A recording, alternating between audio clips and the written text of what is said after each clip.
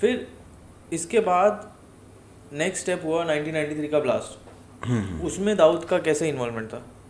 देखिए 93 ब्लास्ट की बात करें तो मैंने टाटा कोर्ट में कई आरोपियों से भी पर्सनल इंटरेक्ट किया हूँ। ओके। हाँ, व्हेन आई वाज इन सारा समय। हाँ। तो ऑफ द रिकॉर्ड जो बातचीत होती है, जब उनकी ट्रायल चल रही थी तो मैं तो 3 साल कवर किया हूँ।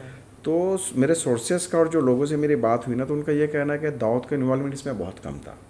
मतलब दाऊद इन्वॉल्व था, but Dawood was not interested to participate in this blast series. Only Tiger Memon was interested. Tiger Memon ने इन्फ्लुएंस किया, फोर्स किया, प्रेशर किया दाऊद इब्राहिम को कि वो इसमें भाग ले।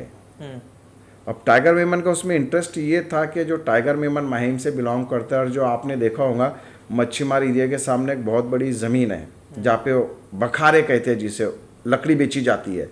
तो वह टाइगर मेमन के कुछ राइट्स में जो है ना उसका नुकसान हो गया था, जलाई गई थी उसके गोडाउन। तो वो बदला लेने के लिए उसने कुछ मुस्लिम नौजवानों को तैयार किया कि हमें ये चीज़ करना है। तो टाइगर मेमन को सबसे पहले इनक्याश किया पाकिस्तान की आईएसआई ने, क्या हम आपकी हेल्प करेंगे। और दुबई में इनकी मीटिंगें होती थी। तो दाऊद इब्राहिम इनकी मीटिंगों में भी शामिल नहीं हुआ और ना इसने इंटरेस्ट दिखाया कि ये देश के खिलाफ काम है, इसमें मेरा इंटरेस्ट नहीं है।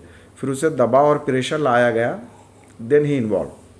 और दाऊद का इन्वॉल्वमेंट था 93 में, बाद में इन्वॉल्वमेंट हुआ उसका कि जो आर्म्स एमिनेशन पाकिस्तान से कराची से वाया कच्छ गुजरात आया, तो उसमें दाऊद का काफ़ी बड़ा रोल रहा।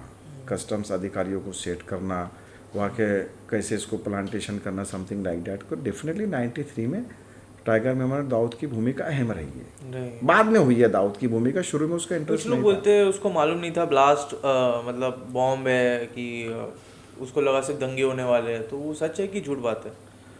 देखिए ऐसा नहीं है, जब इतनी बड़ी चीज़ जा रही है तो इन्वॉल्वमेंट तो उसका था ही, क्योंकि कई जो ब्लास्ट के पार्टिसिपेंट है वो पाकिस्तान में जाके ट्रेनिंग लेकर आए। तो दाऊद को कैसे पता नहीं होगा? 3 मरतबा वो लोग पाकिस्तान गए वाया दुबई, उन्होंने ट्रेनिंग लिया।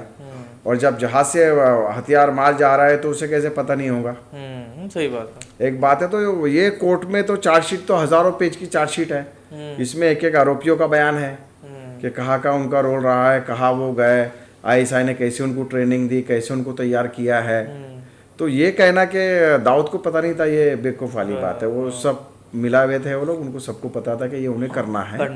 बट इसमें जो लड़के यूज़ किए गए हैं वो नॉन क्रिमिनल बैकग्राउंड के लड़के थे। इसमें जितने भी प्लांटर जो थे ये थे, उनका क्रिमिनल रिकॉर्ड नहीं के बराबर था। कुछ थे जैसे अबू सालिम का इन्वॉल्वमेंट था, जो संजय दत्त को उसने AK-47 घर पे जाके दिया था। जैबुन्निसा एक फीमेल भी उनके साथ थी। अबू सालिम था और यूसुफ नलवाला था। तो सज़ा काट के बाहर निकल आए। खाली सिर्फ अबू सालिम का भी बाकी है। संजय दत्त, यूसुफ नलवाला तो दे आर ऑन, उन्होंने पूरी सज़ा काटी है इस मामले में। तो जब Abu Salem that time he was in D company, तो अबू सालिम जब दाऊद इब्राहिम से एसोसिएट था और वो संजय दत्त को AK-47 डिलीवरी करने जा रहा है घर पे, तो क्या दाऊद को पता नहीं था इस बात की? तो डेफिनेटली उसका इन्वॉल्वमेंट था।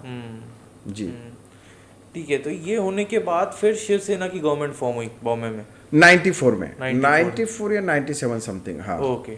ब्लास्ट के बाद चुनाव हुए। हाँ, तो शिवसेना की गवर्नमेंट फॉर्म हुई है। सेना बीजेपी की पहली मर्तबा सरकार बनी महाराष्ट्र में। ओके। तो उसमें बाला साहेब ठाकरे आए, फिर उन्होंने पुलिस लाई, फिर मतलब कैसे चेंज हुआ बॉम्बे उधर से आगे? देखिए, सेना बीजेपी की सरकार जैसी महाराष्ट्र में आई, गोपीनाथ मुंडे जी डेप्यूटी CM भी थे और होम मिनिस्टर्स भी थे। तो सबसे पहले उन्होंने जो टारगेट किया, अंडरवर्ल्ड को वॉश आउट करना है मुंबई से। तो किससे स्टार्ट किया इन्होंने? तो सबसे पहले अमर नायक, बाला साहब ने जो कहा, वैसे तो मातोश्री से ये सरकार चलती थी, रिमोट कंट्रोल वहीं पर ही था। तो अमर नायक गैंग जो बहुत ज़्यादा ये पॉपुलर था उस टाइम पे, तो अमर नायक से इन्होंने शुरुआत की। क्राइम इंटेलिजेंस यूनिट बनाई गई इसके लिए, अंडरवर्ल्ड को क्रश करने के लिए, कि अंडरवर्ल्ड को ख़त्म किया जाए। जिसमें प्रदीप शर्मा जी लीड कर रहे थे, विजय सालस्कर जी थे, दया नायक थे, प्रफुल्ल भोसले थे और आपके सचिन वाजे। ऐसे कुछ लोगों की टीमें बनाई गई। क्राइम इंटेलिजेंस यूनिट उसका नाम दिया गया था। अंधेरी में इसका ऑफिस था, ईस्ट में, यहीं पे जहाँ पे हम लोग पॉडकास्ट कर रहे हैं। उस समय मैं नया नया रिपोर्टर था। उस टाइम में पेजर यूज़ किया जाता था अगर अधिकारियों से इंटरेक्ट करना हो तो। पेजर के जरिए इंटरेक्ट होता था। फिर उसके बाद मोबाइल आया 2002 में। तो इन्होंने इसकी शुरुआत की। तो अमर नायक गैंग जो बहुत ज़्यादा एक्टिवली इन्वॉल्व था। तो अमर नायक को अंडरवर्ल्ड की दुनिया में रावण कहा जाता था। रावण, क्योंकि ही वॉज वेरी हार्टलेस और बहुत बेरहम डॉन माना जाता था। तो अमर नायक का इनकाउंटर नागपाड़ा के आसपास हुआ, विजय सालस्कर जी ने किया। फिर अमर नायक गैंग का खात्मा शुरू हुआ। फिर इसमें उसी वक्त अरुण गौली 14 साल के बाद जेल से बाहर आए 94-5 में। फिर उन्होंने अपनी अखिल भारतीय सेना बनाई 97 में, अरुण गौली ने, कि अब आके मैं राजनीति में ये करूँगा। तो इसमें सब बाला साहब का कितना इन्फ्लुएंस था पूरे अंडरवर्ल्ड वाले लोगों पे? बहुत ज़्यादा, मतलब वही मैं आपको बता रहा हूँ कि जब बाला साहब आए तो क्रैश तो उन्होंने शुरुआत उन्होंने की ना, क्योंकि कांग्रेस अंडरवर्ल्ड को लेके, मतलब कांग्रेस की वो आक्रामक भूमिका नहीं रही, वो नहीं कर पाते। जितना सेना बीजेपी के टाइम बाला साहब ने रोल निभाया कि अमर नायक गैंग को खत्म किया। फिर डर के मारे उसका भाई अश्विन नायक जो है बरसों बरस वो तिहाड़ जेल में रहा। सेकेंडली फिर अरुण गौली अखिल भारतीय सेना जब इसने शुरुआत की तो बाला साहब ये मान के चल रहे थे कि भाई जब जेल से आएंगे तो, क्योंकि बाला साहब अक्सर अरुण गौली को लेके सॉफ्ट कॉर्नर रहे। उन्होंने कई भाषण में कहा भी था जब वो उनका एंटी माइनॉरिटी इमेज चल रहा था हिंदू मुस्लिम को लेके, कि तुम्हारे पास अगर दाऊद है तो हमारे पास भी अरुण गौली है। ये उन्होंने भाषण में एक डायलॉग यूज किया था जो काफी पॉपुलर हुआ था कि अगर आपके पास दाऊद है तो हमारे पास भी अरुण गौली है। तो बाला साहब ये परसेप्शन में थे कि अरुण गौली छूटा है तो शायद वो शिवसेना ज्वाइन करेगा या शिवसेना के साथ ये होगा, लेकिन गौली ने उनके साथ बिच किया, मतलब धोखा दिया। हाँ, धोखा दिया और वो अपनी पार्टी बनाने लगा। तो उसके बाद फिर अखिल भारतीय सेना की पॉपुलैरिटी बहुत ज़्यादा बढ़ गई थी, जैसे आज है। अरुण गौली 17 साल के बाद बाहर निकला है।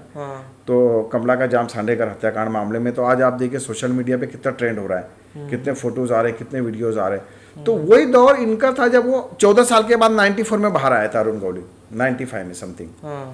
तो वो पॉपुलैरिटी उसने रियलाइज किया कि इसे मुझे इनकैश करना है, और इसके लिए उसने अखिल भारतीय सेना की स्थापना की 97 में, और पूरे बॉम्बे में अपना बेस बनाया, शाखाएं खोली, लोगों को पोस्ट बांटी, सब कुछ दिया, जिससे शिवसेना इनसिक्योर हो गई थी कि भाई साउथ सेंट्रल मुंबई में इनका बेस खत्म ना हो जाए। अरुण गौली पॉपुलर होता जा रहा है और वो एमएलए भी बन गया था। तो इसलिए फिर सीआईयू के जो मेन अधिकारी थे विजय सालस्कर साहब, उन्होंने इसको क्रश किया, अरुण गौली गैंग को। और विजय तांडेल और भी ऐसे कई बड़े बड़े गैंगस्टर है, किसको गोवा में जाके इनकाउंटर करवाया, कोल्हापुर हाईवे पे कोई मारे गए, कोई कल्याण में मारे गए। तो अरुण गौली गैंग की उन्होंने कमर तोड़ दी। तो ये जो पूरा विजय सालस्कर को जो पावर था ये शिवसेना का था? हाँ, मतलब उन्हें फ्रीडम दिया गया था, आजादी के आपको ये टास्क करना है। हाँ, तो शिवसेना की ही देखा जाए तो पूरे अंडरवर्ल्ड पे अटैक शिवसेना ही कर रही थी एक तरीके से। यस, अगर अंडरवर्ल्ड को प्रॉपर अगर खत्म किया है तो उस दौर में शिवसेना बीजेपी की सरकार ने किया है। इनकाउंटर का सिलसिला अगर हम देखा जाए, अभी आप देखिए प्रदीप शर्मा साहब 100 से ज्यादा इनकाउंटर कर चुके हैं। विजय सालस्कर जी की भी अकाउंट में उतनी है, 100 से ज्यादा। दया नायक 65-80 कर चुके हैं। सचिन वाजे 40 से 45 इनकाउंटर कर चुके हैं। तो एटलीस्ट जितनी भी सीआई के यूनिट है, इन्होंने क्रिमिनलों को चुन के ढूंढ के जो मारा है, तो एटलीस्ट 500 अंडरवर्ल्ड के गैंगस्टर क्रिमिनल रिकॉर्ड रखने वाले लोग मारे गए। ये तो ये शुरुआत इन्होंने की। फिर उसके बाद 2001 में जब एनसीपी और कांग्रेस कोalition गवर्नमेंट आई, जिसमें छगन भुजबल जी होम मिनिस्टर थे, तो उन्होंने भी उसको आगे कंटिन्यू किया, उसको खत्म नहीं किया। फिर R Patil ji home minister बने, तो उस दौर में भी इनकाउंटर हुए। इनकाउंटर रुके 2006 में, क्योंकि जब फिर उसका मिसयूज होने लगा, पिटीशन डालने लगे जो गैंगस्टर के परिवार होते हैं कि ये फेक इनकाउंटर है, घर से उठा के लेकर के मारा गया है, इसमें इसका इन्वॉल्वमेंट नहीं है। तो फिर कोर्ट का इंटरफेयर बहुत ज्यादा बढ़ गया। और इसकी मिसाल लखन भैया केस है, जो छोटा राजन के साथ एसोसिएट था, और उसके भाई एडवोकेट गुप्ता जी है, उन्होंने पिटीशन डाली और प्रदीप शर्मा उसमें जेल में भी जा चुके हैं। लखन भैया फेक इनकाउंटर मामले में कई अधिकारी है जो अभी उम्र कैद की सजा काट रहे हैं। अच्छा। तो ये इनकाउंटर का फिर मिसयूज होकर कोर्ट का इंटरफेयर बढ़ गया, कोर्ट आने लगी बीच में, फिर उसकी इन्वेस्टिगेशन होने लगी, एसआईटी का गठन होने लगा। तो फिर ये 2006 के बाद ये सिलसिला लगभग खत्म ही हो गया। और उस वक्त अंडरवर्ल्ड का भी लगभग सफाया ही था, लोग अपने बेस सब छोड़ चुके थे, वैसे क्रिमिनल नहीं थे। फिर भी देखा जाए तो credit goes to Shiv Sena and BJP कि उन्होंने अंडरवर्ल्ड को डिस्ट्रॉय किया, नो डाउट, इसमें कोई शक नहीं है।